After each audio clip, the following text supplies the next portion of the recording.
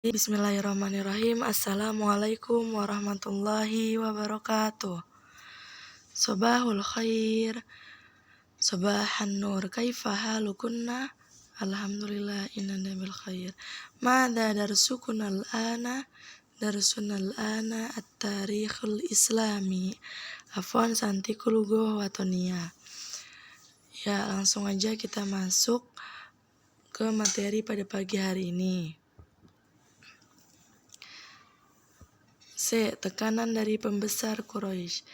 Jika saja tujuan dakwah Rasul semata-mata hanya untuk memperbaiki budi pekerti dan pergaulan hidup dan tidak menyinggung soal berhala, kaum Quraisy pun tidak akan tersinggung. Tapi ternyata Rasul juga menyinggung tentang berhala, sehingga kaum Quraisy merasa takut atas keselamatan harta bendanya.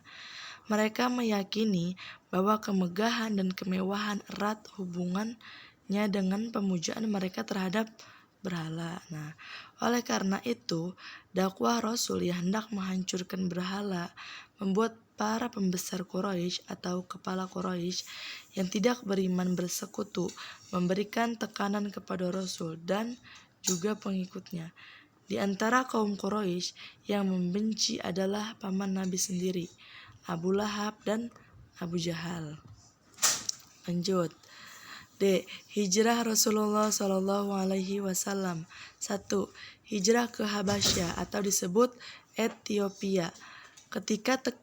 Ketika tekanan dari pemuka Quraisy makin besar, para pengikut Rasul tidak tahan lagi tinggal di Mekah. Nah, oleh karena itu diperingat untuk berhijrah ke negeri Habasyah. Nah, akhirnya Rasul dan pengikutnya berpikir untuk berhijrah ke Habasyah, Ethiopia. Meski penduduknya menganut agama Kristen, Nabi mengetahui pengetahuan agama Raja Najasyi sangat luas. Maka kurang lebih ada 100 kaum muslim hijrah ke Habasyah. Nah, akhirnya tidak lama kemudian kembali ke Mekah. Saat itu Rasul kehilangan Abu Thalib, paman Rasul, yang hingga akhir hidupnya tidak beriman. Itu membuat pemuka Quraisy tidak berani mengganggu Rasul kecuali Abu Lahab dan Abu Jahal yang masih memeluk agama atau mengikuti kaum Quraisy. Sayang, Abu Thalib wafat dan Khadijah juga menyusul Abu Thalib. Akhirnya Rasul mengalami kesedihan. Nah, 2. Hijrah ke Yathrib atau Madinah. A. Penduduk Yathrib memeluk Islam. Musim ziarah Ka'bah dipergunakan Rasul untuk berdakwah kepada peziarah, termasuk penduduk Yathrib. Nah, jadi di sini tuh ada ziarah Ka'bah. Nah, pada saat itu penduduk Yathrib datang ke Ka'bah untuk berziarah. Beberapa penduduknya pun memeluk Islam yang kemudian menyampaikannya di kota Yathrib. Nah, pada musim haji berikutnya jumlah orang-orang di Yathrib yang masuk Islam bertambah menjadi 70 orang laki-laki dan 2 orang perempuan. Mereka memohon agar Rasul mau hijrah ke Yathrib. Nah, mereka janji akan melindungi Rasul. Akhirnya permintaan orang-orang Yathrib disetujui. Rasul menerima sahabatnya untuk berangkat terlebih dahulu.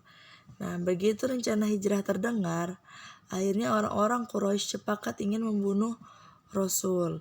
Berkat perlindungan Allah, Rasul pun selamat. Nah, malam itu kaum Quraisy itu menunggu di luar rumah Rasul dan hendak membunuh Rasul jika Rasul keluar rumah. Namun mereka tertidur saat Rasul keluar rumah. Nah, begitu bangun, mereka masuk ke dalam rumah dan melihat seseorang yang sedang tidur memakai selimut. Mereka berpikir itu Rasulullah, namun ternyata itu adalah Ali bin Abu Thalib. Nah, mereka marah dan saling menyalahkan. Nah, Rasul dan Abu Bakar pun akhirnya lolos dan keluar dari rumah dengan selamat. Nah, B. Yastrib menjadi Madinah Munawwarah.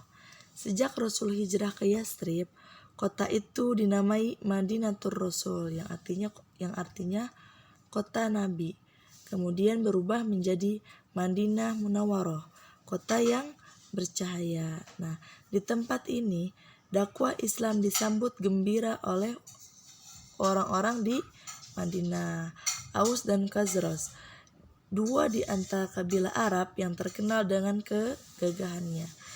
Nah, hari hijrahnya Rasul dengan sahabat yaitu pada 16 Juli 622 Masehi dipandang dengan permulaan zaman yang membuka peluang agama Islam dan kaum muslimin.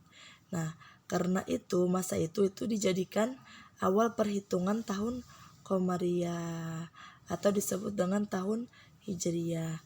Yang pertama menggunakan itu ialah Khalifah Umar bin Khattab radhiyallahu anhu.